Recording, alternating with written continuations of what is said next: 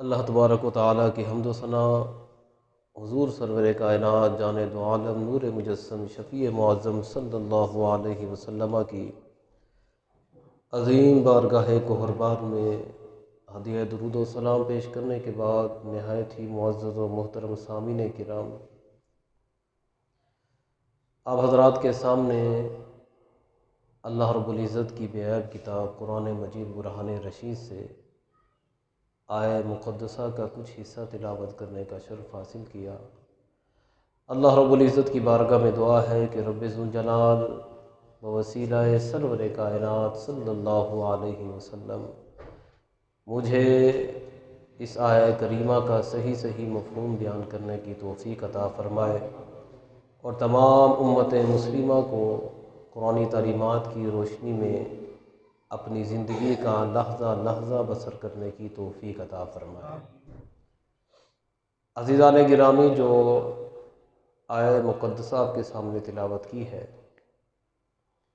اس آیت میں اللہ رب العزت نے انبیاء کرام علیہم السلام کی شان کا تذکرہ فرمایا ہے۔ فرمایا تلک الرسل فضلنا بعضهم علی بعض، فرمایا کہ یہ رسول ہے، ہم نے ان کو ایک دوسرے پر فضیلتیں عطا فرمائی ہیں۔ منہم من کلم اللہ ورفع بعضهم درجات، ان میں سے کچھ وہ مبارک ہستیاں ہیں کہ جن سے اللہ رب العزت نے کلام فرمایا، اور کچھ وہ ہے کہ اللہ تبارک و تعالی نے جن کے درجات میں بلندیاں عطا فرمائی۔ تو جس ہستی سے اللہ تبارک و تعالی نے کلام فرمایا وہ حضرت موسیٰ علیہ السلام ہے۔ یہ بات ذہن میں رکھیے کہ نبوت کے اعتبار سے کسی بھی نبی میں کوئی اختلاف نہیں ہے، یعنی اصل نبوت کے اعتبار سے سب برابر ہے، لیکن خصائص، کمالات اور درجات کے اعتبار سے سب مختلف ہیں۔ اللہ تبارک و تعالیٰ نے ہر نبی کو مختلف قسم کے درجات عطا فرمائے، مختلف قسم کے اللہ تبارک و تعالیٰ نے معجزات عطا فرمائے، اور اللہ تبارک و تعالیٰ نے اسی طرح مختلف انداز سے اپنے پیاروں کو معراج عطا فرمائی۔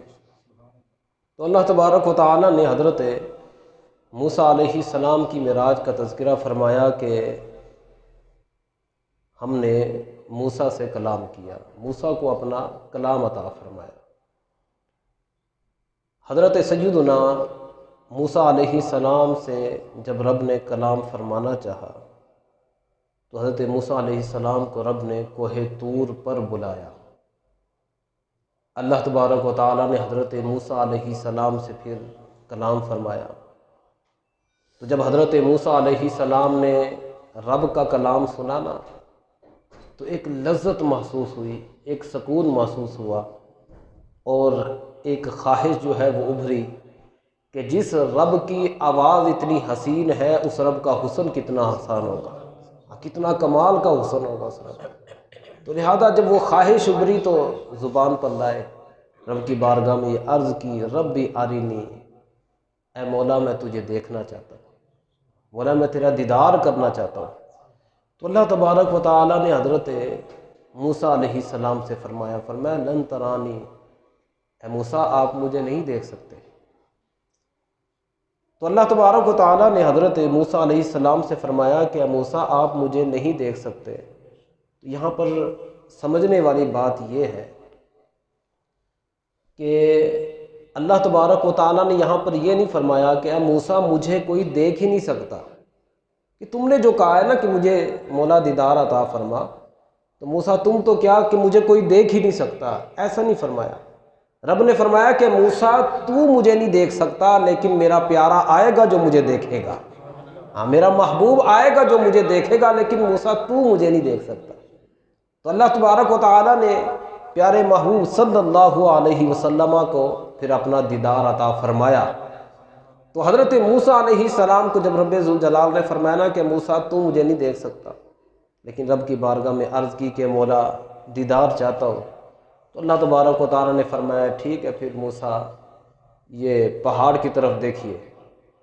تو حضرت موسیٰ علیہ السلام نے جب پہاڑ کی طرف دیکھا تو اللہ تبارک و تعالیٰ نے اس پہاڑ پر اپنی صفاتی تجلی کتنی تھی؟ سوئی کے نکے کے برابر، سوئی کی جو نوک ہوتی ہے اس نوک کی برابر اپنی صفاتی تجلی 70,000 پردوں میں لپیٹ کر پھر جناب اس پہاڑ پر ڈالی تو حضرت موسیٰ علیہ السلام وہ منظر دیکھ کر بے ہوش ہو گئے۔ یعنی اللہ تبارک و تعالیٰ کی صفات کی تجلی جو تھی 70,000 پردوں سے چھن کر آ رہی تھی، اور مقدار کتنی تھی جناب؟ سوئی کی نوک کے برابر۔ خر موسیٰ صاعقا، حضرت موسیٰ علیہ السلام بے ہوش ہو کر گر پڑے، آپ بے ہوش ہو گئے، وہ صفاتی تجلی آپ برداشت نہ کر سکے۔ تو حضرت موسیٰ علیہ السلام کو اللہ رب العزت نے وہ صفاتی تجلی عطا فرمائی۔ تو حضرت موسیٰ علیہ السلام نے رب کی بارگاہ میں یہ عرض کی کہ فمن فرق بین الحبیب والکلیم، یا باری تعالیٰ تو نے مجھ سے کلام فرمایا تو بتا مجھے کہ کلیم اور حبیب میں کیا فرق ہوتا ہے؟ یعنی میں کلیم ہوں اور محمد رسول اللہ صلی اللہ علیہ وسلم وہ آپ کے حبیب ہیں، تو یا باری تعالیٰ بتا کہ کلیم و حبیب میں فرق کیا ہے؟ تو اللہ تبارک و تعالیٰ نے پھر بتایا کہ موسیٰ کلیم وہ ہوتا ہے جو خود کہے کہ مولا مجھے دیدار عطا فرما، اور حبیب وہ ہوتا ہے جس کو ہم خود بلاتے ہیں کہ محبوب آ ہمارا دیدار کر۔ ہاں، کلیم وہ ہے جو دیدار مانگے، اور حبیب وہ ہے جس کو ہم خود دیدار عطا کرے۔ فرمایا یہ فرق ہے کلیم و حبیب میں، اور کلیم وہ ہوتا ہے کہ جس کو ہم 70,000 پردوں سے چھان کر سوئی کی نوک کے برابر اپنی صفاتی تجلی دکھائیں وہ برداشت نہ کر پائے، اور حبیب وہ ہوتا ہے جس کو ہم اپنا آپ دکھائے تو ما زاغ البصر وما طغی، اور وہ اس انداز سے دیکھے کہ نہ ان کی آنکھ پھرے اور نہ حد سے بڑھے۔ فرمایا یہ فرق ہے کہ کلیم وہ ہے جو تجلی دیکھ کر بے ہوش ہو جائے، اور حبیب وہ ہے جناب جو اپنے سر کی آنکھوں سے دیکھے اور دل سے قبول کرے۔ فرمایا یہ حبیب ہے۔ اور فرمایا کہ کلیم وہ ہوتا ہے جو خود جاتا ہے، اور حبیب وہ ہوتا ہے جس کو رب خود بلاتا ہے۔ اب کسی نے کیا خوب کہا تھا کہ قصہ طور و معراج سے ہوتا ہے عیاں، طور و معراج کے قصہ سے ہوتا ہے یہ عیاں کہ اپنا جانا اور ہے اس کا بلانا اور ہے، کہ رب کا بلانا پھر کچھ اور ہی ہے۔ اور پھر حضرت موسیٰ علیہ السلام نے جب رب کا دیدار کیا نا، رب کی صفاتی تجلی کا جب دیدار کیا تو آپ کی نگاہ کے اندر اتنی قوت آئی کہ 30 میل دور سیاہ رات میں سیاہ زمین پر یا سیاہ پتھر پر اگر سیاہ چونٹی بھی چل رہی ہوتی نا تو حضرت موسیٰ علیہ السلام اس کو دیکھ لیتے تھے۔ یعنی رب کی صفاتی تجلی کا دیدار کیا تو اتنا نگاہ کے اندر اثر آیا کہ 30 میل کی دوری بھی ہے، رات بھی اندھیری ہے، پتھر بھی کالا ہے، چونٹی بھی کالی ہے، پر حضرت موسیٰ علیہ السلام کی نگاہ جو ہے وہ اس کو دیکھ رہی ہے۔ تو یہ حضرت موسیٰ علیہ السلام کی نگاہ کا عالم ہے۔ اب بندہ سوچ سکتا ہے کہ صفاتی تجلی کو دیکھنے والے نگاہ کا یہ عالم ہے، اور جس نے ذات خداوندی کو دیکھا ہو اس کا عالم کیا ہوگا۔ اور پھر جناب یہ فاصلے نہیں کہ جناب جی وہاں جائیں تو وہاں دیکھتے ہیں، یہاں نہیں دیکھتے، یہ فاصلے پھر نہیں ناپے جاتے۔ یہ تو پوچھو نا پیر مہر علی شاہ رحمۃ اللہ تعالیٰ علیہ سے، آپ جس وقت جناب حج کے لیے تشریف لے گئے تو وادی حمراء جب آپ پہنچے تو تھکاوٹ تھی، تو عصر کی جو سنتیں ہوتی ہیں وہ سنتیں غیر مؤکدہ ہوتی ہیں، بندہ پڑھے تو ثواب ہے، نہ پڑھے تو گناہ نہیں۔ تو پیر مہر علی شاہ رحمۃ اللہ تعالیٰ علیہ تھکاوٹ تھی، آپ نے فرض پڑھے اور جناب جی آپ سو گئے۔ جب آنکھ لگی نا تو میرے محبوب صلی اللہ علیہ وسلم آپ تشریف لائے، آپ نے فرمایا بیٹے میرا دیدار بھی مانگتے ہو پھر میری سنتوں کو بھی چھوڑتے ہو۔ کہ مطلب دیدار کی بھی طلب ہے اور پھر ساتھ ہی میری سنتوں کو بھی ترک کرتے ہو۔ تو یہ پیر مہر علی شاہ رحمۃ اللہ تعالیٰ علیہ سے پوچھنا، بتاؤ جی حضور کی نگاہ کا عالم کیا تھا جناب، کیسے حضور نے دیکھا کہ میرے بیٹے نے جناب سنتیں غیر مؤکدہ چھوڑ دی ہے۔ تو لہذا اس بنا پر یہ محبوب کے بارے میں یہ فاصلے نہیں ناپے جاتے۔ عقل مند بندہ تو یہیں سے حساب لگا لیتا ہے کہ 70,000 پردوں سے چھنتی ہوئی ایک سوئی کی نوک کے برابر تجلی دیکھنے والے کا یہ عالم ہے، تو جس نے ذات خداوندی کو دیکھا ہے اس کی نگاہ کا عالم کیا ہوگا؟ تو وہاں پر فاصلے نہیں ناپے جاتے۔ اور پھر حضرت موسیٰ علیہ السلام، آپ نے جناب جس وقت وہ صفاتی تجلی کو دیکھا نا، تو آپ کے چہرے پر اتنا نور تھا، اتنا حسن تھا کہ آپ اپنے چہرے پر پردہ کر کے رکھتے تھے، اس بنا پر کہ آپ کے حسن کو کوئی دیکھنے کی تاب ہی نہیں رکھ سکتا تھا، کسی کے پاس یہ تاب ہی نہیں تھی کہ وہ جناب آپ کا حسن مبارک دیکھ سکتا ہے، اس لیے آپ اپنے چہرے مبارک پر پردہ کر کے رکھتے تھے۔ اور میرے محبوب صلی اللہ علیہ وسلم، آپ نے ذات خداوندی کو دیکھا پر آپ نے پردہ کوئی نہیں کیا۔ شاہ عبد الرحیم رحمۃ اللہ تعالیٰ علیہ کو جب میرے محبوب صلی اللہ علیہ وسلم نے خواب میں دیدار عطا فرمایا نا، تو آپ نے سوال کیا کہ حضور ذرا بتائیے نا کہ حضرت موسیٰ علیہ السلام نے تو صفاتی تجلی کا دیدار کیا تھا تو اتنا حسن بڑھا کہ آپ کے حسن کو کوئی دیکھ نہیں پاتا تھا، آپ پردہ کرتے تھے، پر حضور آپ کو تو حضرت ابوبکر نے رج رج کے دیکھا ہے، حضور آپ کو تو جناب صحابہ کرام علیہم رضوان نے جناب جی حضرت علی المرتضیٰ رضی اللہ تعالیٰ عنہ نے اپنے گود میں لٹا کر آپ کو تو خوب دیکھا ہے، حضور آپ نے پردہ کیوں نہیں کیا؟ تو میرے محبوب صلی اللہ علیہ وسلم نے دو وجہ بیان فرمائی۔ آپ نے فرمایا پہلی وجہ تو یہ ہے کہ اللہ تبارک و تعالیٰ نے میرے حسن کو کئی لاکھ پردوں میں چھپا کر دنیا میں بھیجا ہے، میرا حسن جو ہے وہ اللہ تبارک و تعالیٰ نے پردوں میں چھپا کر بھیجا ہے۔ اور دوسرا یہ ہے کہ جس وقت حضرت موسیٰ علیہ السلام نے رب کی تجلی کا دیدار کیا تھا، اس وقت میرا رب تھا جلال کے عالم میں، اور جب میں نے دیدار کیا تھا تو میرا رب تھا جمال کے عالم میں۔ تو جلال کے عالم میں جو حسن عطا ہوا وہ جلالی ہوا، جو جمال کے عالم میں ہوا وہ جمالی ہوا۔ فرمایا کہ اس وقت میرا رب جو تھا وہ جلال کے عالم میں تھا، اس لیے حسن کے اندر جلال آیا جو حضرت موسیٰ علیہ السلام کے حسن کو کوئی برداشت نہیں کر پاتا تھا، پر جب میں رب کی بارگاہ میں گیا تو میرا رب تو بڑے جمال میں تھا، تو پھر میرے حسن میں جمال آیا، تو لہذا اس لیے ہر کوئی مجھے دیکھ رہا ہے۔ تو یعنی حضرت موسیٰ علیہ السلام کو بھی اللہ تبارک و تعالیٰ نے معراج عطا فرمائی، تو معراج اس انداز تھی۔ میرے محبوب صلی اللہ علیہ وسلم کو رب نے معراج عطا فرمائی تو معراج اس انداز کے ساتھ تھی۔ اور یہ بات ذہن میں رکھیے کہ جب ہم یہ بات کر دیں نا خدا نہ خواستہ کہ جناب میرے محبوب صلی اللہ علیہ وسلم نے رب کو نہیں دیکھا، تو یاد رکھیے پھر یہ معراج ہی نہیں رہی، پھر یہ معراج ہی نہ رہی۔ کیوں؟ اس بنا پر کہ میرے محبوب صلی اللہ علیہ وسلم جنت سے بھی اعلیٰ ہیں، جہنم سے بھی اعلیٰ ہیں، فرشتوں سے بھی اعلیٰ ہیں، امام الانبیاء بھی ہیں، جبریل سے بھی اعلیٰ ہیں۔ تو مجھے بتائیے کہ جو اعلیٰ ہوتا ہے وہ اپنے سے افضل کو دیکھنے جاتا ہے کہ ادنے کو دیکھنے جاتا ہے؟ وہ اپنے سے بڑے کو دیکھنے جائے گا نا، وہ اپنے سے افضل کو دیکھنے جائے گا۔ تو جناب اگر میرے محبوب جنت کو دیکھنے گئے تو وہ معراج میرے محبوب کی نہیں تھی، وہ معراج تو جنت کی تھی۔ کیوں؟ جنت کو میرے محبوب کا دیدار نصیب ہو گیا۔ میرے محبوب اگر سدرۃ المنتہا پر گئے تو وہ معراج میرے محبوب کی نہیں، وہ معراج تو سدرۃ المنتہا کی تھی۔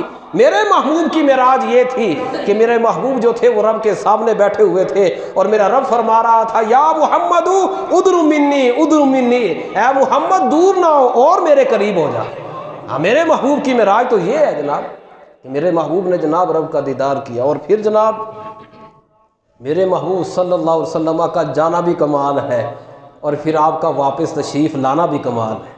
اور یار آج اگر بیٹا بھی ہو نا، وہ کسی مرتبے پر پہنچ جائے نا تو وہ سیٹ پر بیٹھ جائے تو وہ تو ماں باپ کو بھی بھول جاتا ہے۔ اگر جناب جی کوئی دیہاتی والدین ہو اور بیٹا جو ہے وہ کروڑ پتی بن جائے تو مجال ہے اس کی دفتر میں چلا جائے، دفتر میں چلا بھی جائے تو کئی ایسے واقعات ملتے ہیں کہ بیٹے کہہ دیتے ہیں یہ تو ہمارا نوکر ہے جی، یہ تو فلاں ہے جناب۔ تو مطلب کہ ایک دنیا کی سیٹ کے اوپر بندہ بیٹھ جائے تو ماں باپ کو بھول جاتا ہے۔ اور جب حسن کی بات کی جائے، یہ دنیاوی حسن، کیوں جناب جی لڑکیاں اپنے ماں باپ کا گھر چھوڑ کر نہیں بھاگ جاتی؟ لڑکے کے پیچھے جو ہے وہ بچیاں جو ہے وہ اپنے ماں باپ جنہوں نے پالا تھا اتنے ناز و نعمت سے، ان کو چھوڑ کر چلی جاتی ہیں۔ لڑکے جو ہے وہ جناب جب پیار کی شادی کرنے میں بات آئے تو وہ جناب اپنے ماں باپ کو سب رشتہ داروں کو ٹھکرا دیتے ہیں ایک عارضی حسن کو دیکھ کر۔ لیکن قربان جائیے میرے محبوب صلی اللہ علیہ وسلم نے تو رب کو دیکھا، ہاں رب کو دیدار کیا۔ رب کا دیدار کرنے کے بعد یہ نہیں کہا کہ نہ مولا میرے واپس کوئی نہیں جانا، نہ نہ نہ، یہ آپ نے نہیں کہا، بلکہ میرے محبوب صلی اللہ علیہ وسلم نے سب کچھ دیکھا۔ سب کچھ دیکھنے کے بعد بھی پھر اپنے امتیوں کے پاس واپس آئے۔ بڑا کمال تو یہ ہے وگرنہ حضرت ادریس علیہ السلام کو جب اللہ تبارک و تعالیٰ نے معراج عطا فرمائی، آپ نے جناب جنت کا مشاہدہ بھی کیا، دوزخ کا مشاہدہ بھی کیا، اور جناب رب کی بارگاہ میں عرض کی کہ مولا مجھے موت کا ذائقہ بھی چکھا، موت کا ذائقہ بھی چکھ لیا۔ پھر رب کی بارگاہ میں عرض کی کہ مولا مجھے جنت دکھا، جنت میں گئے اور جنت کی جناب نعمتوں کو دیکھا۔ تو دیکھنے کے بعد جناب جب حضرت اسرائیل علیہ السلام نے عرض کی نا حضور چلیے واپس، تو حضرت ادریس علیہ السلام کہنے لگے نا جی اب تو واپس نہیں جاؤں گا، اب میں جنت سے واپس نہیں جاؤں گا۔ پوچھا کیوں جی؟ فرمایا اس لیے کہ جناب واپس جانے کی کوئی وجہ ہی نہیں ہے، اگر تمہارے پاس وجہ ہے تو آؤ میرے ساتھ مناظرہ کرو۔ تو حضرت اسرائیل علیہ السلام نے رب کی بارگاہ میں عرض کی کہ یا باری تعالیٰ حضرت ادریس علیہ السلام تو واپس جاتے نہیں ہیں، یہ تو جنت میں کہہ دے کہ میں نے جنت میں ہی رہنا ہے۔ تو اللہ تبارک و تعالیٰ نے فرمایا کہ اسرائیل چلو کرو نا میرے ادریس کے ساتھ مناظرہ کہ میرا ادریس کہتا کیا ہے۔ تو حضرت ادریس علیہ السلام نے آپ نے فرمایا اس لیے کہ دیکھو اللہ تبارک و تعالیٰ نے جنت میں جانے کے لیے شرط کیا رکھی، فرمایا کل نفس ذائقۃ الموت، فرمایا کہ جنت میں جانے سے پہلے ہر نفس نے موت کا ذائقہ چکھنا ہی چکھنا ہے۔ تو بتا اسرائیل میں نے موت کا ذائقہ چکھا کہ نہیں؟ تو حضرت اسرائیل علیہ السلام کہنے لگے بالکل جناب جی آپ نے چکھا ہے۔ پھر آپ نے فرمایا کہ رب نے فرمایا کہ جنت میں اگر جس نے جانا ہوگا نا وہ پہلے دوزخ کو پھلانگ کر جائے گا، دوزخ سے گزر کر جائے گا، وَإِن مِّنكُمْ إِلَّا وَارِدُهَا، فرمایا کہ وہ اس سے گزر کر جائے گا۔ بتا اسرائیل میں تیرے ساتھ نہیں تھا جب میں نے جہنم کا مشاہدہ کیا تھا؟ عرض کی جی حضور آپ میرے ساتھ ہی تھے۔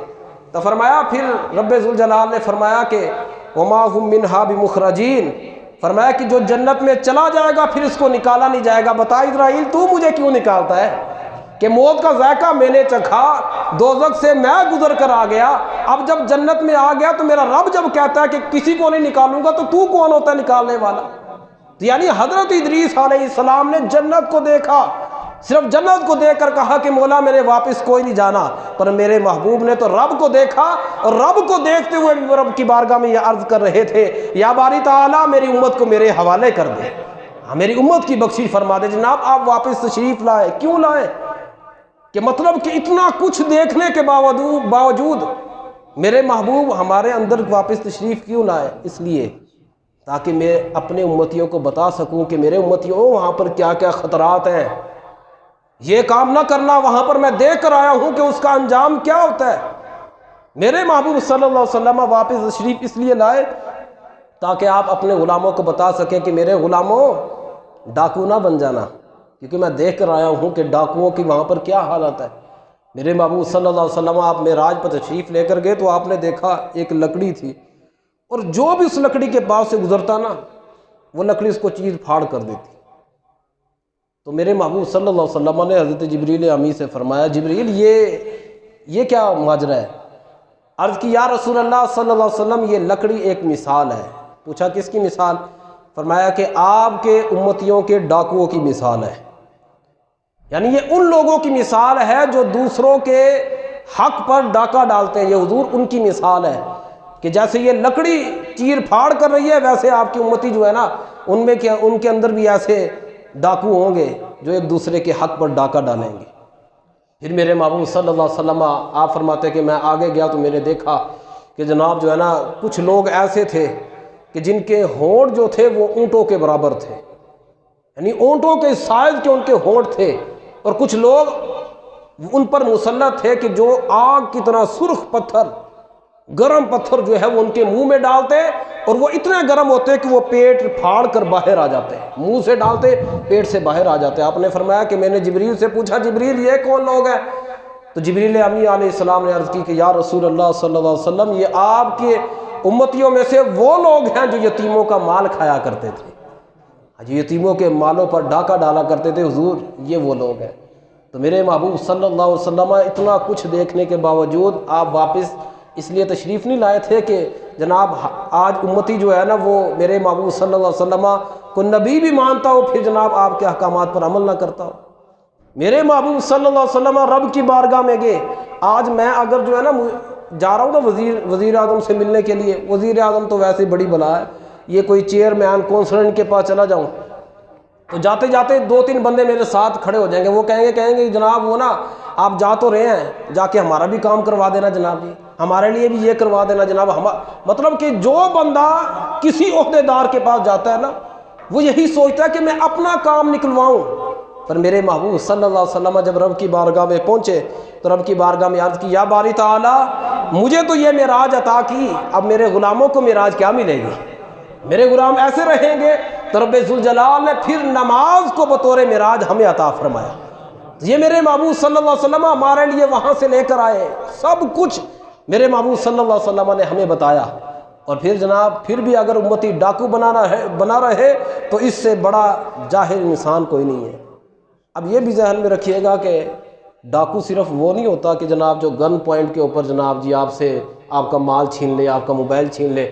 صرف وہ ڈاکو نہیں ہوتا. ڈاکو اس کو کہتے ہیں جو کسی کا حق مارے، زبردستی جناب کسی سے اس کا حق چھین لے تو لہذا اس کو کہتے ہیں ڈاکو. اب جناب جو یتیموں کا مال کھائے وہ بھی ڈاکو ہے، جو غریبوں کا مال کھائے وہ بھی ڈاکو ہے جناب، جو رشوت لے وہ بھی ڈاکو ہے، جو جناب جو سود پر پیسہ واپس لے وہ بھی ڈاکو ہے. تو لہذا یہ سب ڈاکو ہیں، یعنی جو جس کا حق مارے گا وہ ڈاکو کہلائے گا.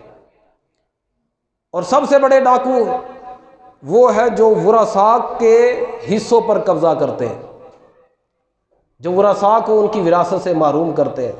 ہماری مائیں، بہنیں، بیٹیاں جو ہیں وہ اکثر اپنے حصوں سے محروم ہوتی ہیں. کیوں جی؟ جناب جی ہمارا تو سلسلہ چلتا آ رہا ہے کہ جناب ہمارے خاندان کے اندر عورت کو میراث نہیں دی جاتی. تو یہ بات ذہن میں رکھیے کہ یہ فیصلہ آپ کے خاندان کا ہے، پر میرے رب اور میرے محبوب کا فیصلہ کیا ہے؟ میرے رب اور میرے محبوب، میرے پیارے محبوب صلی اللہ علیہ وسلم آپ نے فرمایا من قطع میراث وارثہ قطع اللہ من الجنت یوم القیامہ. فرمایا کہ جناب جو کسی وارث کو اس کی وراثت سے محروم کرے گا اللہ تبارک و تعالیٰ قیامت کے دن جنت سے اس کو محروم فرمائے گا. ہاں جنت سے جناب اس کی میراث کو ختم کر دے گا. کل کو وہ کہے گا نا کہ مولا میرے اعمال اتنے ہیں تو میرا اس کا حساب تو جنت بنتی ہے. تو رب ذوالجلال فرمائے گا وہ 10 مرلے پر قبضہ کیا نہیں تھا، وہ 10 مرلے بہن پر جناب جو تو نے ہتھیائے تھے وہ ہتھیائے نہیں تھے. تو لہذا اس بنا پر اس بندے کو بھی ڈاکو کہا جاتا ہے جو بیٹیوں کے یا بہنوں کے حصوں پر قبضہ کرتے ہیں. اور پھر جناب عجیب قسم کے ہمارے دستور ہیں کہ ایک عورت جو ہے وہ اس نے زندگی کا اکثر حصہ اپنے شوہر کے ساتھ گزار دیا. اب جب شوہر فوت ہو گیا تو وہ اکیلی ہو گئی. اب شریعت نے اس کو حق دیا. ویسے تو ہم بڑے تیز ہیں، شریعت جانتے ہیں، بیوی فوت ہو جائے تو دوسرے دن کھڑے ہو کر کہہ دیتے ہیں چونکہ شریعت نے مجھے حق دیا ہے اور شادی کرنے کا تو لہذا میں شادی کر سکتا ہوں. تو بھائی اگر شریعت نے آپ کو حق دیا ہے تو بیوہ کو بھی یہ حق حاصل ہے کہ وہ اپنی عزت اور نفس کو محفوظ کرنے کے لیے وہ دوسرا نکاح کرنا چاہے تو کر سکتی ہے. اب وہ اکیلی تو جناب اس قدر بھیڑ کے اندر، اس قدر جو حالات بنے ہوئے پاکستان کے اندر، وہ اکیلی اپنی عزت نہیں بچا سکتی، وہ اپنے نفس پر کنٹرول نہیں کر سکتی. تو اس کو حق دیا شریعت نے کہ وہ بیوہ جو ہے وہ جا کر اپنا نکاح کرے، شادی کرے. لیکن ہمارے اندر دستور کیا ہے کہ اگر تو وہ بیوہ آگے شادی نہ کرے تو اس کو جناب مکان سے حصہ دیا جاتا ہے، اگر وہ شادی کر لے تو اس کو محروم کر دیا جاتا ہے. یہی اصول اور یہی دستور ہمارا ہے اور یہی دستور جو ہے ہمارے سرکاری اداروں کا ہے. سرکاری اداروں کے اندر کیا ہوتا ہے کہ جو بیوہ ہو جاتی ہے اس کو شوہر کی پینشن ملتی ہے، لیکن اگر وہ نکاح کر لے کہیں پر اس کی پینشن ختم ہو جاتی ہے. تو پھر اس کا نتیجہ کیا نکلتا ہے؟ ہم کیا سمجھتے ہیں کہ جناب وہ عورت نکاح نہیں کرتی ہے، وہ ہمارے آ کر سر پیٹتے ہیں، قاضی صاحب کاغذ فل نہیں کرنا ویسے ہی جناب نکاح پڑھا دے. کیوں جی؟ اس لیے کہ اگر کاغذ بن گئے تو نادرہ میں ریکارڈ جائے گا، جب ریکارڈ جائے گا تو ادارے جو ہے نا وہ پہلے شوہر کی تنخواہ جو ہے نا وہ پینشن جو ہے نا وہ ختم کر دیں گے جناب. تو لہذا اب دیکھیے کہ جناب یہ جو دھوکہ دہی ہوئی، اس دھوکہ دہی کی بنیاد کس نے رکھی؟ اس ادارے نے رکھی. اس دھوکہ دہی کی بنیاد کے بیوہ کسی کو نہ بتائے، چھپ کر نکاح کر لے اور مکان سے حصہ بھی لے لے. تو بتاؤ بعد میں اس کو دھوکے باز کہنے کی بجائے بندے کو اپنے اوپر غور کرنا چاہیے کہ میں نے ایسے خاندان کے اندر قوانین بنائے ہی کیوں کہ جس کی وجہ سے ایک عورت جو ہے وہ دھوکہ دہی کی طرف گئی. اور پھر جناب ہم میں سے ہر بندہ یہ تو جانتا ہے کہ اگر باپ فوت ہو جائے اس کی وراثت سے اولاد کا حصہ بنتا ہے. یہ کیوں نہیں جانتے اگر اولاد فوت ہو جائے تو اس کی وراثت سے باپ کا بھی حصہ بنتا ہے؟ اس کی وراثت سے جناب جی ماں کا بھی حصہ بنتا ہے۔ بیوی جو ہے وہ اپنے شوہر کو اس بات پر تو آمادہ کرتی ہے کہ تیرے پیو دی دکان سی اندے بھی تیرا حصہ ہے، وہ پلار تھا جناب اس میں سے تمہارا حصہ نکلتا ہے۔ مطلب کہ بیوی یہ اصرار کرتی ہے شوہر کو کہ باپ کی فلاں فلاں جگہ سے وراثت ہے، اس میں سے جناب تیرا حصہ بنتا ہے۔ اور خدا نہ خاصہ اگر اس بیوی کا شوہر فوت ہو جائے، وہ کیوں نہیں کہتی اپنے سسر کو کہ جناب آپ کا بھی حصہ بنتا ہے، جناب آپ کا جناب یہ حصہ بنتا ہے بیٹے کی وراثت سے، آپ کا بھی جناب فلاں وراثت کے ساتھ تعلق ہے؟ نہیں، ہر بندہ جو ہے یہاں پر ہر بندہ ظالم بھی ہے اور ہر بندہ مظلوم بھی ہے۔ ہر بندہ کہیں نہ کہیں سے جناب جو ہے نا وہ اس انتظار میں بیٹھا ہوتا ہے کہ کہاں پر جھپٹا مارے۔ ہر بندہ جو ہے وہ ڈاکوؤں کا جناب لباس اوڑھ کر بیٹھا ہوا ہے، وہ فرق صرف یہ ہے کوئی ظالم بن کر ڈاکو بنا ہوا ہے اور کوئی جو ہے مظلوم کا لبادہ اوڑھ کر ڈاکو بنا ہوا ہے۔ تو لہذا اس بنا پر ورثاء کے جو حق ہے ان کو حق دیے جائے۔ اور پھر یہ جو ڈرامہ بازی کی جاتی ہے کہ جناب میری بہن نے تو مجھ کو معاف کر دیا، جناب معاف کرنے کا مطلب کیا ہوتا ہے؟ دیکھیں، ایک چیز میرے پاس اگر یہ انگوٹھی ہے، یہ میرے پاس ہے، میں اس کا مالک ہوں، تو جناب میں یہ اپنے بھائی اس کو دوں یا اس کو دوں، یہ مجھے حق حاصل ہے کیونکہ میرے قبضے میں ہے یہ چیز۔ اور ایک چیز میرے قبضے میں نہیں ہے، میں اس کو کہتا ہوں جاؤ یار میں نے آپ کو انگوٹھی دی جناب، میں نے آپ کو یہ دیا، بھائی کہاں سے دیا؟ میرے ہاتھ میں تو ہے ہی نہیں۔ تو بالکل اسی طرح جناب جی میری بہن جناب جی مجھے اپنا حق معاف کر دیا، جناب طریقہ کار یہ ہوتا ہے کہ جس وقت حصے تقسیم کیے جائیں تو بہن کو کہا جائے کہ بہن آپ اس پلاٹ کی مالکہ ہیں، آپ خود مختار ہیں۔ اب وہ بہن جناب اگر چاہے تو آپ کو معاف کر دے، چاہے تو خود اپنا حصہ رکھے، نہ تو سب کچھ آپ کو دے تب ظالم ہے، اور جناب نہ سب کچھ اپنے پاس رکھ لے تب ظالم ہے۔ ہمارے ہاں تو دستور یہ ہے نا کہ باجی باجی تب تک ہوتا ہے کہ جب تک جناب جو ہے نا وہ اپنا حصہ مجھے دے دے، اور جہاں پر وہ اپنے حصے کا مطالبہ کر دے پھر جناب مرنا جینا ہی ختم ہو جاتا ہے، مرنا جینا اسے ختم کر دیا جاتا ہے۔ بھائی کیوں؟ ایک چیز شریعت نے جس چیز کا اس کو حقدار بنایا اس نے اس کا مطالبہ کیا، تو اس کے جائز مطالبے کی بنیاد پر پھر ناراضگی کیسی ہے جناب؟ تو لہذا اس بنا پر یہ شریعت کے مقرر کردہ حدود ہیں۔ حضرت سیدنا عمر بن عبدالعزیز رضی اللہ تعالیٰ عنہ کا جو دستور تھا ہمیں اس سے یہی ملتا ہے۔ اور جناب مسئلہ یہ تو پوچھنے آ جاتے ہیں اور جناب جی بہن کو صدقہ دے سکتے ہیں، بہن کو زکوٰۃ دے سکتے ہیں، جناب بہن کو جائیداد سے حصہ بھی دے سکتے ہیں۔ بہن اور بیٹیوں کی جائیداد پر قبضہ کر کے اب جو اس کو فطرانہ دے رہا ہے، بہتر نہیں تھا پہلے اس کو جائیداد سے حصہ دے؟ یتیموں کا مال جناب میں تو یتیموں کا مال نہیں کھاتا، اور یتیموں کا مال کھانا اور کس کو کہیں گے کہ بہن جو ہے بہن کے حصے پر تو نے قبضہ کیا ہوا ہے، اب بہن جو ہے وہ بیوہ ہوگی، بتاؤ اس کے بچے یتیم ہوئے کہ نہ ہوئے؟ اب جو بہن کا حصہ تھا، جو بہن کا حصہ تھا اس میں بچوں کا حق ہوا کہ نہ ہوا؟ تو بتاؤ پھر یتیم کا حق کھانا ہوا کہ نہ ہوا؟ اسی کو تو کہتے ہیں کہ یتیموں کا حق کھانا۔ تو لہذا اس بنا پر بجائے اس کے کہ ہم بہنوں اور بیٹیوں کو جناب فطرانے اور زکاتوں پر چلائیں، ان کو جناب ان کا حق دیں، ان کا جو جائیداد کے اندر حصہ بنتا ہے۔ حضرت سیدنا عمر بن عبدالعزیز رضی اللہ تعالیٰ عنہ آپ سلیمان بن عبد الملک کے ساتھ ایک سفر پر جا رہے تھے کہ راستے میں اچانک جو ہے نا بارش بھی ہوئی اور ساتھ کڑک بہت زوردار ہوئی، طوفان نما صورت بن گئی۔ تو سلیمان بن عبد الملک نے جناب جی 20,000 سے زائد درہم جو تھے نا وہ آپ کی بارگاہ میں پیش کیے، کہنے لگے حضور اس کو صدقہ کر دے، ہو سکتا ہے اللہ تبارک و تعالیٰ نا اس صدقے کی بدولت ہمیں اس مصیبت سے نجات عطا فرمائے۔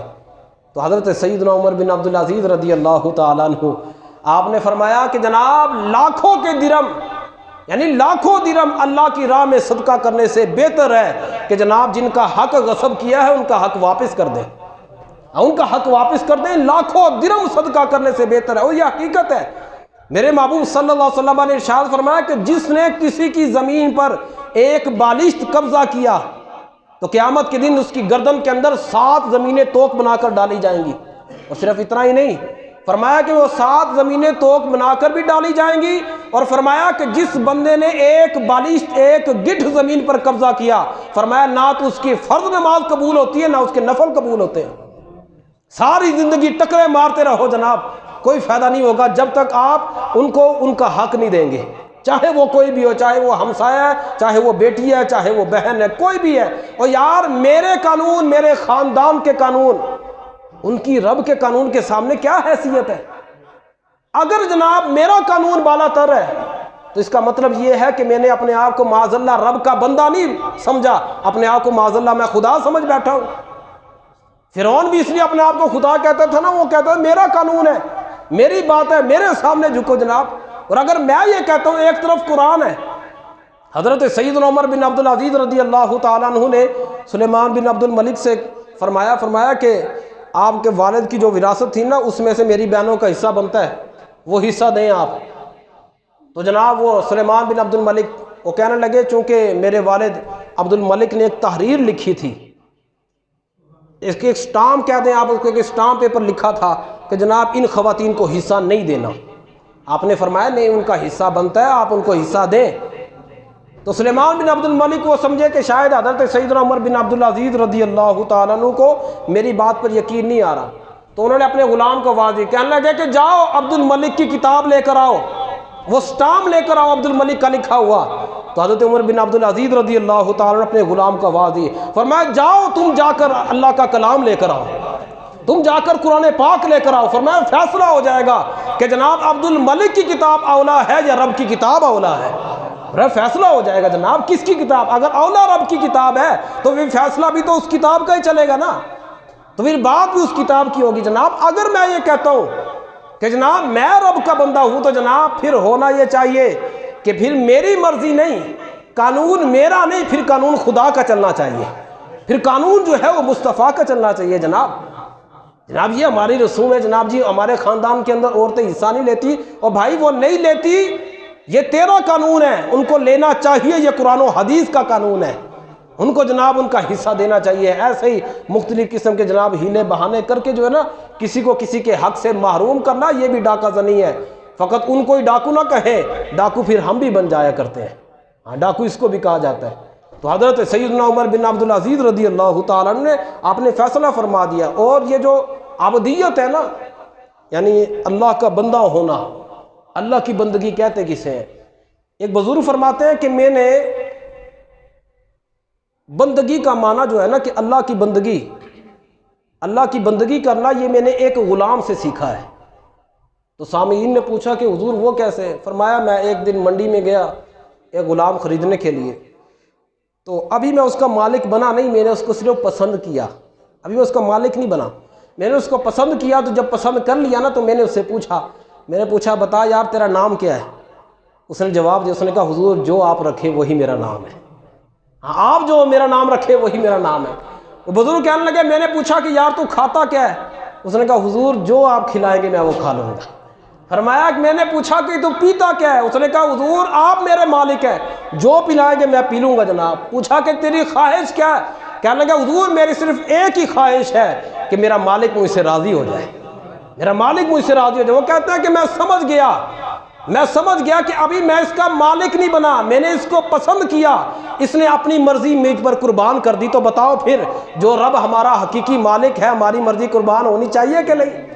پھر تو ہمارا سب کچھ رب کی رضا کے لیے ہونا چاہیے نا، کہ میرا چلنا بھی ویسا ہو جیسا میرا رب چاہے، میرا پھرنا بھی ویسا ہو جیسا میرا رب چاہے، میرا جناب خاندان کے قوانین جو ہے وہ ویسے ہوں جیسا میرا رب چاہے۔ اور اگر جناب میں یہ کہوں کہ نہیں جی یہ میرے خاندان کا قانون ہے، یہ میرے بڑوں کا قانون ہے، اور وہ قانون قرآن و حدیث کے مخالف ہو، تو سمجھ جانا پھر معاذ اللہ آپ نے اپنے آپ کو خدا سمجھ لیا ہے، آپ نے اپنے آپ کو جناب رب کا بندہ نہیں سمجھا۔ تو لہذا اس بنا پر میرے محبوب صلی اللہ علیہ وسلم جب آپ جناب معراج پر تشریف لے کر گئے تو واپس اس لیے آئے تاکہ امت کو یہ بتا سکے کہ میرے امتیو میں تو جناب کہاں کہاں پر تمہیں یاد کرتا رہا، کہاں کہاں پر میرے محبوب صلی اللہ علیہ وسلم جناب آپ جس وقت آپ کی بارگاہ میں براق کو پیش کیا گیا نا، تو جبریل امی علیہ السلام نے عرض کی حضور تشریف فرماؤ۔ تو حضرت جبریل امی علیہ السلام نے جب عرض کی نا تو میرے محبوب صلی اللہ علیہ وسلم ایسے آپ سر جھکا کر جناب جی کھڑے ہو گئے۔ تو حضرت جبریل امی علیہ السلام نے عرض کی یا رسول اللہ صلی اللہ علیہ وسلم حضور کیا پریشانی ہے، آپ کیوں غمگین ہیں؟ تو سنیے کہ آج جناب ہر موقع کے اوپر ہم لوگ دین کی قربانیاں دیتے ہیں نا، میرے محبوب صلی اللہ علیہ وسلم کی شریعت کو قربان کر دیتے ہیں۔ اگر یونیورسٹی میں جائیں، یونیورسٹی والے کہہ دیں کہ جناب آپ کی بیٹی اگر نقاب کرے گی تو جناب اس کو جناب داخلہ نہیں ملے گا، ہم کہیں گے کوئی بات نہیں بیٹی ساری زندگی سے نقاب کرتی رہی ہے، کوئی بات نہیں بیٹی نقاب اتار دے، کیوں جی؟ اچھی یونیورسٹی کے اندر داخلہ مل جائے گا۔ نوکری کرنے کے لیے گیا، انہوں نے کہا جناب بابا جی اگر یہ داڑھی رکھو گے نوکری کوئی نہیں ملنی، تو لہذا میں نے داڑھی کو کٹوا دیا، دنیا کو قبول کیا اور محبوب کی سنت کو جناب قربان کر دیا۔ برادری والوں نے کہا وہ جناب جی شادی کے موقع پر جناب ناچنے والی ہونی چاہیے، 5 وقت کا نمازی بھی ہوں، تہجد بھی پڑھتا ہوں، اور وقتاً فوقتاً میں لوگوں کو کہتا ہوں کہ یہ گانا سننا حرام ہے، یہ ناچنے والے جو ہوتے ہیں یہ جناب گناہ گار، خود بھی گناہ گار ہیں، جو دیکھتے ہیں وہ بھی گناہ گار ہیں۔ لیکن جب بات آئی برادری کی، برادری والوں نے کہا نہیں جناب جی نچے نالیاں ہونی چاہیے نے۔ میں نے کہا ٹھیک ہے جناب جی، برادری والوں نے کہا تو کوئی بات نہیں، یہ کون سا خوشی کے موقع بار بار آتے ہیں؟ تو جناب میں نے وہاں پر بھی دین کو قربان کر دیا۔ یعنی ہر مقام پر محبوب پاک صلی اللہ علیہ وسلم کی شریعت کو قربان کرنے والوں ذرا سنو، میرے محبوب صلی اللہ علیہ وسلم ابھی براق پر تشریف فرمانی ہوئے، غمگین ہوئے، تو جناب جی جبریل امی علیہ السلام نے پوچھا حضور ماجرا کیا ہے؟ میرے محبوب نے فرمایا جبریل میں سوچ رہا ہوں کہ میں تو براق پر آج سفر کر کے پہنچ جاؤں گا، کل قیامت کے دن میرے غلام پل صراط سے کیسے گزریں گے؟ میرے امتی جو ہیں وہ کل پل صراط سے جناب پیدل کیسے گزریں گے؟ کس عالم کے اندر جناب وہ وہاں سے اس کو کراس کریں گے؟ میرے محبوب صلی اللہ علیہ وسلم وہاں پر بھی جناب اپنے امتیوں کو یاد کر رہے تھے۔ تو امتیوں یہ محبت کوئی نہیں ہے کہ غمی کے موقع پر تو ہمارے نبی اور خوشی کے موقع پر جناب جی نبی کو بھول جائے، وہاں پر پھر جناب شیطان کو راضی کیا جائے۔ جناب بچہ پیدا ہو تو جناب پیدا ہونے سے پہلے قاری صاحب دعا کرے اللہ تعالیٰ بیٹا عطا فرمائے، جناب دربار پر بھی گئے، وہاں پر بھی گئے، ہر جگہ پر جناب گئے، ہر جگہ پر گئے۔ جس وقت بیٹا پیدا ہو گیا تو اس کی خوشی کرتے ہوئے رب کو بھول گئے، جو انداز تھا خوشی کا، جو طریقہ تھا خوشی کا، اس کو جناب بھول گئے۔ امام اعظم ابو حنیفہ رضی اللہ تعالیٰ عنہ نے ایسے دکھاوے کرنے والوں کا نا پول کھولا آپ نے۔ ایک بندہ جو ہے نا وہ آپ کی بارگاہ میں آیا، کہنے لگا کہ حضور جو ہے نا میں نے اپنے گھر کے صحن کے اندر اپنا خزانہ دفن کیا ہے، مال دفن کیا، مجھے یاد کوئی نہیں آ رہا کہ جناب میں نے وہ دفن کہاں پر کیا ہے، تو حضور کوئی تعویذ دے دیں، کوئی عمل بتا دیں۔ آپ نے اس کو فرمایا کہ جا یار اللہ رب العزت کی بارگاہ میں دعا کر، مل جائے گا خزانہ۔ کہنے لگا نہیں جی حضور کوئی وظیفہ دسو، حضور کوئی عمل بتائیں مجھے۔ تو امام اعظم ابو حنیفہ رضی اللہ تعالیٰ عنہ آپ نے فرمایا تو نے عمل کرنا کوئی نہیں ہے، تو نے عمل کرنا کوئی نہیں۔ کہا نہیں حضور میرا مال، میری پوری زندگی کی جناب جمع پونجی جو ہے وہ داؤ پر لگی ہے، میں کیوں نہیں وظیفہ کروں گا؟ آپ نے فرمایا پھر ٹھیک ہے جا اور جا کر 100 رکعت نماز نفل ادا کر۔ اس نے کہا حضور حاضر، جیسے ہم ہوتے ہیں نا جناب جی وہ مولا میرا یہ کام ہو جائے تو جناب میں اتنے 60 روزے رکھوں گا، جناب جی میں 200 جناب روزے رکھوں گا، اور جس وقت جناب جی وہ کام پورا ہو جاتا ہے قاری صاحب اس کا کوئی حل ہے؟ اب چونکہ میں شوگر کا بھی مریض ہوں قاری صاحب، بواسیر بھی مجھے ہوئی ہے جناب جی، گوڈوں سے ویسے نہیں چلا جاتا، تو حضور بھائی جس وقت رب کی بارگاہ میں منت مانی تھی تب تو تندرست تھا، تو اگر تو جناب اس وقت اس عالم میں تھا تو جس رب نے تجھے منت ماننے کی توفیق دی تھی وہ پوری کرنے کی بھی توفیق دے گا، تو نیت تو کرنا۔ میرے محبوب صلی اللہ علیہ وسلم نے فرمایا نا کہ بندہ جناب نیت کا ایک دروازہ کھولتا ہے، رب توفیق کے 70 دروازے کھول دیتا ہے، تو نیت تو کر، جو رب تجھے منت منوا سکتا ہے وہ پوری نہیں کروا سکتا۔ وہ جناب یہ آپ نے فرمایا کہ 100 رکعت نماز نفل جا کے پڑھ، اور اگر تجھے نوافل کے دوران مال یاد آ بھی جائے تو نے نوافل پورے پڑھنے ہیں۔ اس نے کہا جی حضور، کیونکہ ابھی تک کام ہوا نہیں تھا۔ وہ گھر گیا، جا کر جناب اس نے جناب جس وقت نفل کی نیت باندھی نا، جس وقت ابھی الحمدللہ بھی پوری نہیں پڑی تھی، جناب اس کو یاد آ گیا کہ میرا مال صحن میں کدھر تھا، اس نے جناب وہ 2 رکعتیں بھی پوری نہیں کی، سلام پھیر کے جناب مال تلاش کرنا شروع ہو گیا۔ جب اس کو اس کا مال مل گیا تو صبح نماز کے ٹائم آیا اور آ کر کبھی ہاتھ چومے تو کبھی کیا، حضور آپ کا بڑا بڑا شکریہ جناب، آپ کی وجہ سے۔ آپ نے فرمایا دوگلے بندے شکریہ میرا کیا ادا کرنا، شکریہ تجھے رب کا ادا کرنا چاہیے۔ اس نے کہا جناب رب کا کر دیا۔ فرمایا کیا شکر ادا کیا؟ کہ جب تک مال ملا نہیں تھا 100 رکعت نماز نفل پڑھنے کی تیرے اندر طاقت تھی، مال کیا میرا تو 2 رکعتیں بھی پوری نہیں کر پایا؟ یہ کون سا شکر ہوا کہ 2 رکعتیں بھی تو پوری نہیں کر پایا؟ تو بتاؤ نا یارو یہ کون سی محبت ہے کہ جناب غمی کا موقع ہے تو بندہ اسلام کے دامن کو تھام لے، اور جب جناب خوشی کا موقع ہے تو بندہ کہہ دے خوشی تو 1-2 دن آئی ہے جناب، یہ جناب یہ کون سا روز روز آنی ہے؟ تو کیا ہو گیا جناب آج بچوں نے جناب جو ہے نا ناچ گانا کر لیا، کیا ہو گیا جناب آج بچوں نے جو ہے وہ جناب مہندی کا فنکشن کر لیا، کیا ہو گیا جناب بچوں نے اگر آج سالگرہ منا لی ہے؟ کبھی کبھی تو یہ موقع آتے ہیں، نام نانا وفا کا یہ تعلق نہیں ہے، وفا کے اس کے ساتھ کوئی تعلق نہیں، وفا تو اس کو کہتے ہیں۔ میرے محبوب صلی اللہ علیہ وسلم پیدا ہوئے، پیدا ہوتے ہی رب کی بارگاہ میں عرض کر رہے تھے کہ مولا میری امت، مولا میری امت کی خیر فرمانا۔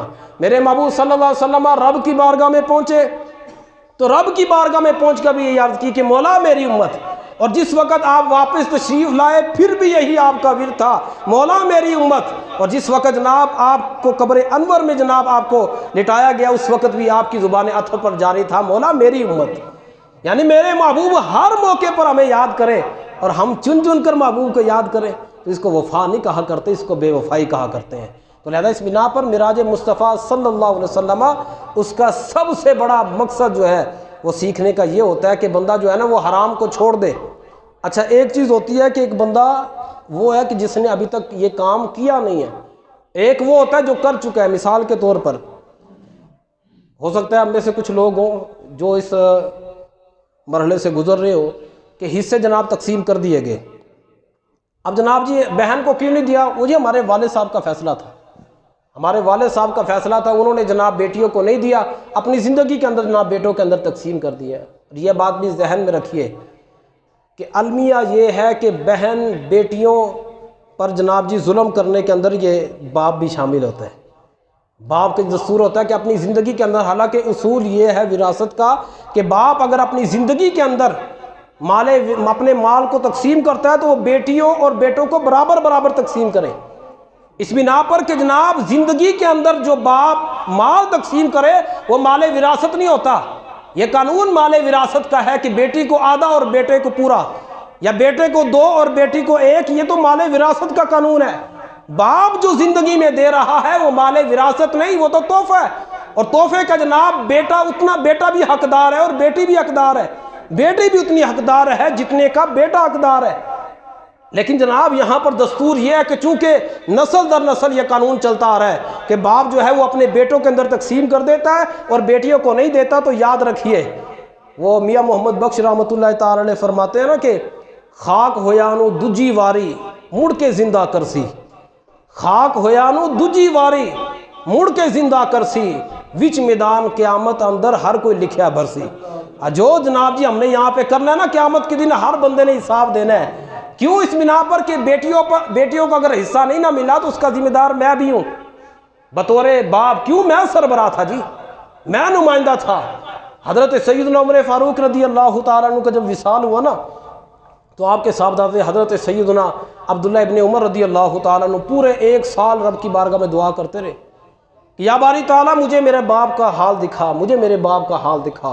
1 سال کے بعد جب حضرت سیدنا عبداللہ ابن عمر رضی اللہ تعالیٰ عنہ نے اپنے والد گرامی حضرت عمر فاروق رضی اللہ تعالیٰ عنہ کو جب دیکھا نا تو دیکھا کہ آپ پسینے سے شرابور تھے۔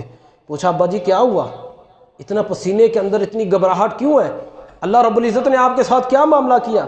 تو حضرت عمر فاروق رضی اللہ تعالیٰ عنہ آپ نے فرمایا کہ بیٹا بس اگر اللہ کا فضل نہ ہوتا تو میں تو نہ بخشا جاتا، یہ تو اللہ کا فضل تھا کہ میں بخشا گیا۔ پوچھا ابا جی کیا ہوا؟ فرمایا کہ میرے دور کے اندر ایک مرتبہ مال غنیمت آ رہا تھا، تو مال غنیمت کے اندر ایک اونٹ کا گھٹنا باندھنے کے لیے نا، اونٹ کا گھٹنا باندھنے کے لیے ایک رسی تھی، وہ بھی مال غنیمت میں تھی، اور وہ راستے میں آتے آتے کہیں پر گر گئی۔ تو اللہ تبارک و تعالیٰ نے مجھ سے سوال کیا بتاؤ عمر وہ رسی کہاں ہے؟ تو میں نے رب کی بارگاہ میں عرض کی کہ مولا مجھے تو نہیں پتا، وہ راستے میں گم ہوئی۔ تو رب نے کہا کہ عمر تیری سربراہی کے اندر راستے کے اندر رسی گری تو گری کیوں؟ تیری سربراہی تھی نا، تو سربراہ تھا رعایا کا، تو تیری سربراہی کے اندر جناب وہ رسی کیوں گری؟ تو بتاؤ کہ جناب حضرت عمر فاروق رضی اللہ تعالیٰ عنہ کی سربراہی کے اندر، لا علمی کے اندر اگر رسی گر جائے تو حضرت عمر سے اس کا بھی سوال ہوگا، اور اگر میری زندگی کے اندر میرا بیٹا جو ہے میری بیٹی کا حق مار رہا ہے تو کیا مجھ سے سوال نہیں ہوگا کہ بتا تیری زندگی کے اندر یہ معاملہ ہوا تو کیوں جناب تو نے ایسا کیا؟ تو لہذا اس بنا پر جناب مت کسی کا حق ماریں، مت ڈاکو بنے۔ یہ زندگی جناب یہ ہم مسلمانوں کے نزدیک اس چیز کی کوئی حیثیت نہیں تھی، یہ پیسہ، یہ سونا، یہ چاندی۔ حضرت سیدنا شرحبیل رضی اللہ تعالیٰ عنہ، آپ جس وقت اسکندریہ کا محاصرہ کیا ہوا تھا نا آپ نے، ان کو گھیرا ہوا تھا، تو کافروں نے کیا کھیل کھیلا؟ انہوں نے نا کھچروں کے اوپر نا سونا چاندی کے زیورات لاد کر نا انہوں نے وہ مسلمانوں کی طرف چھوڑ دیے۔ ان کا نظریہ کیا تھا؟ انہوں نے کہا کہ یہ بھوکے ننگے لوگ ہیں، جس وقت جناب ان کے پاس خچر آئیں گے، یہ سونا چاندی کو دیکھیں گے تو آپس میں جھپٹ کر لڑ کر جناب جی مر جائیں گے، یہ خود ختم ہو جائیں گے، ہمارا معاشرہ ختم ہو جائے گا۔ حضرت سیدنا شرحبیل رضی اللہ تعالیٰ عنہ جس وقت صبح ہوئی نا تو دیکھا نا کھچر ایسے آ رہے تھے، اور جناب خچر سونے اور چاندی کے ایسے گزر کر جا رہے تھے، پر قربان جائیے میرے محبوب صلی اللہ علیہ وسلم کے کسی غلام نے نگاہ اٹھا کر بھی نہ دیکھا، کسی غلام نے بھی جناب نگاہ اٹھا کر جناب ان کو سونا اور چاندی کو نہیں دیکھا۔ پھر حضرت سیدنا شرحبیل رضی اللہ تعالیٰ عنہ آپ نے فرمایا کتنے بے عقل لوگ ہیں کہ وہ محمد کے غلاموں کو سونا اور چاندی سے خریدتے ہیں۔ ارے نانا، ہم بکنے والے کوئی نہیں، کیوں؟ اس لیے کہ ہمارے محبوب نے مٹی اور سونا ہمارے لیے برابر کر دیے۔ ہمارے نزدیک اب سونے کی وہی حیثیت ہے جو مٹی کی حیثیت ہے۔ او یار، ہم مسلمان ہیں، یہ 2 مرلے 4 مرلے کے جناب جی کیس کر کے عدالتوں میں پہنچنا، یہ جناب ہمیں زیب نہیں دیتا، ہمیں زیب نہیں دیتا کہ دنیا کی خاطر 2 مسلمان آپس میں دست و گریبان ہو، ہمیں جناب یہ چیز زیب نہیں دیتی۔ کیوں؟ اس بنا پر کہ ہمارے محبوب نے ہمارے نزدیک یہ حیثیت رکھی کوئی نہیں ہے۔ ہمارے محبوب نے تو ہمیں یہاں تک فرمایا کہ اگر دنیا کی حیثیت ایک مچھر کے پر کے برابر بھی اگر ہوتی نا رب کے ہاں، تو اللہ تبارک و تعالیٰ نے کافر کو ایک لقمہ بھی کھانے نہیں دینا تھا۔ لہذا اس بنا پر اس دنیا کے پیچھے لگ کر جناب جو ہے نا وہ اپنا اصل مقصد جو ہے اس سے پیچھے نہیں ہٹنا چاہیے۔ اللہ رب العزت کی بارگاہ میں دعا ہے کہ رب ذوالجلال ہمیں صحیح معنوں میں دین متین پر عمل پیرا ہونے کی توفیق عطا فرمائے۔